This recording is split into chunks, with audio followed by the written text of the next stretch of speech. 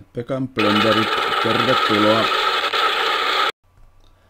Tässä Blender-harjoituksessa näytän, miten tehdään yksinkertainen animaatio hyödyntäen Blenderin fysiikkaominaisuuksia. Aluksi laitan Screencast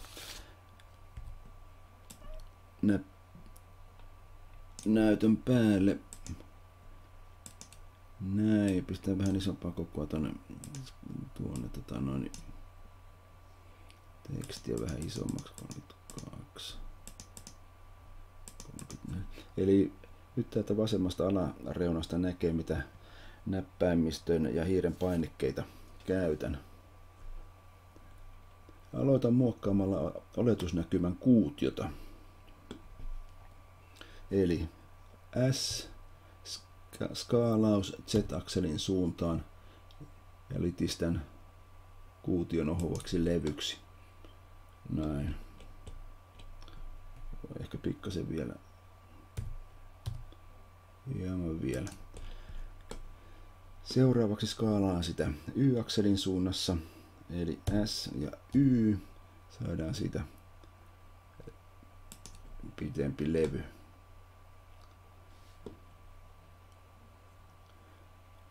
Nostan sitä hieman tasosta ylöspäin. Ja vielä kun 3D-kursori on keskellä, jos ei ole, niin saan sen helposti vaihto S-llä ja cursor to center. Ja vaihto A-lla lisään levyn apuristiruudukon keskelle ja skaalaan sen S ja 10 tarpeeksi isoksi noin. Eli nyt minulla on tuo levy ja alla taso. Laitetaan näihin saman tien hieman väriä.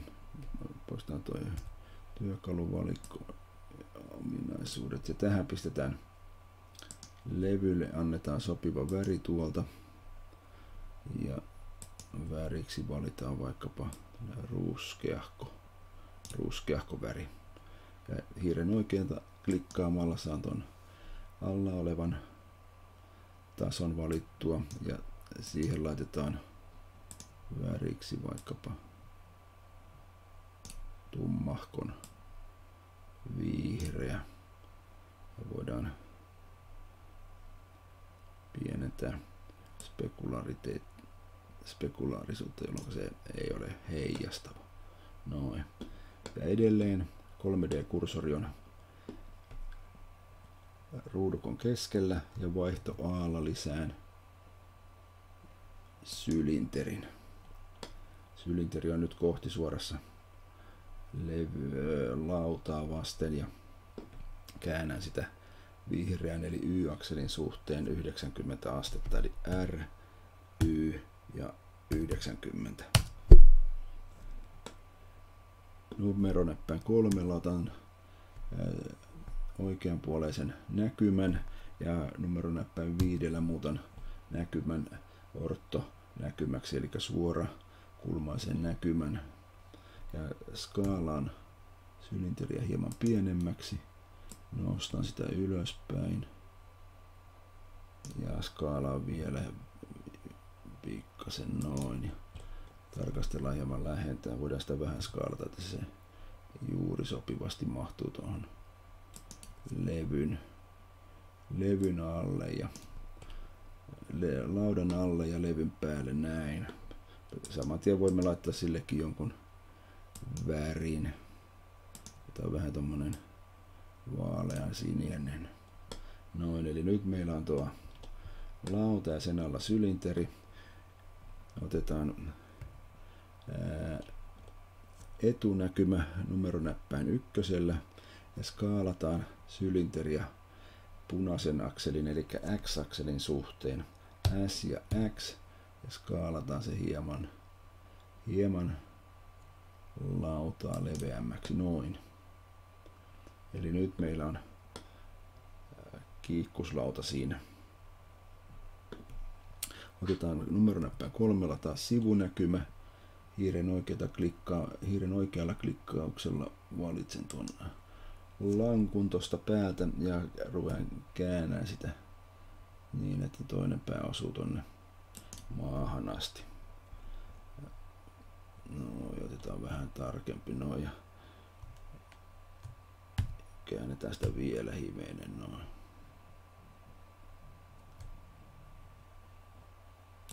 Noin.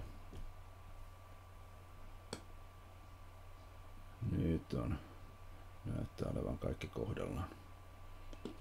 Sen jälkeen otetaan ylänäkymä numeronäppäin 7. Klikkaan noin keskellä lautaa tuossa. Saan 3D-kursorin siihen ja sivunäkymästä tarkistan, että se on oikealla korkeudella. Kyllä.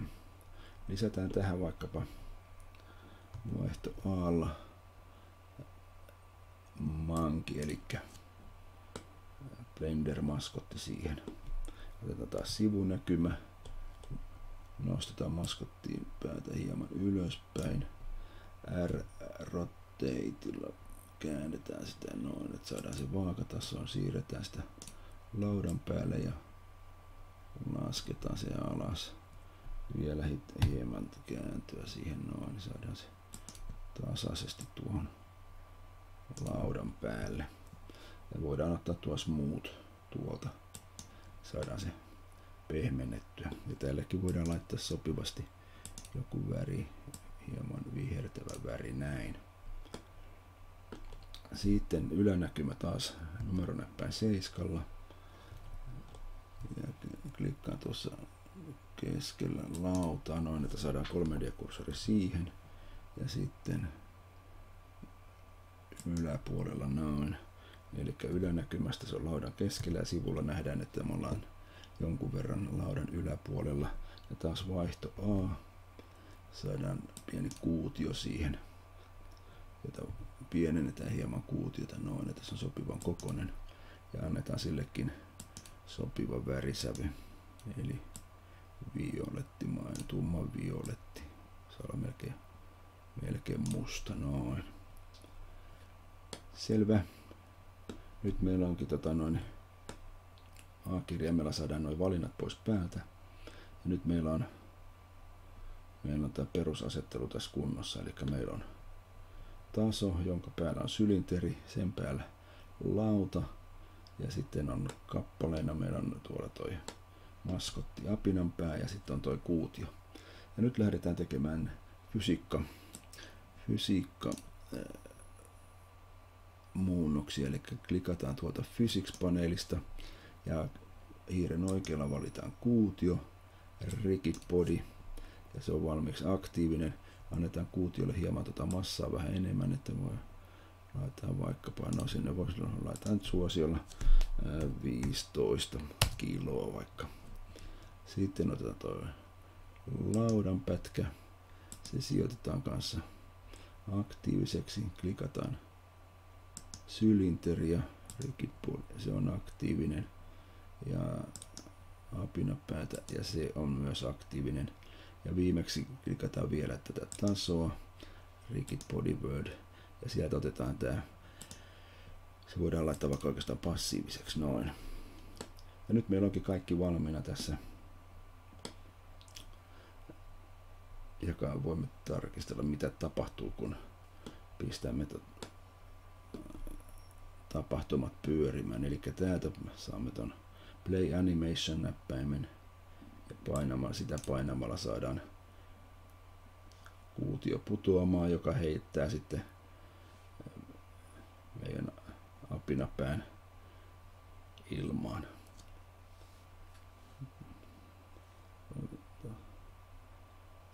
Piikka, se menee apina. No, tätä voitaisiin tietysti vähän skaalata meidän levyä pidemmäksi, ettei se apinan pää heti putosi, eli S ja Y. Skaalataan sitä pikkasen pidemmäksi noin. Ja nyt voidaan katsoa mitä se nyt näyttää noin. Tuolta otetaan tuonne alkuun ja klikataan.